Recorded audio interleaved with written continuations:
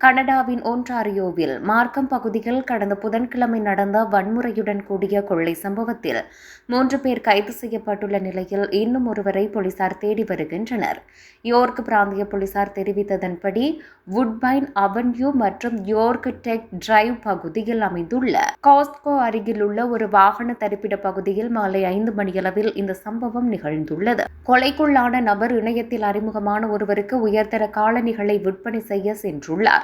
ஆனால் காலணிகளை காண்பிக்கும் போது கொள்வனவு செய்ய வந்திருந்தவர் உட்பட 4 சந்தேக நபர்கள் விற்பனை செய்ய வந்தவரை தாக்கியுள்ளனர்.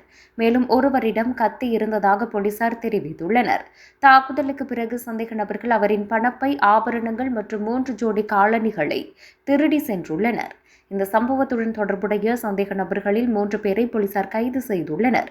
21 வயதான ஈதன் ப்ளூம், 22 வயதான டேனியல் டின்லே, 24 வயதான அர்ஜுன் சர்மா ஆகியோரை இவ்வாறு கைது செய்யப்பட்டுள்ளனர்.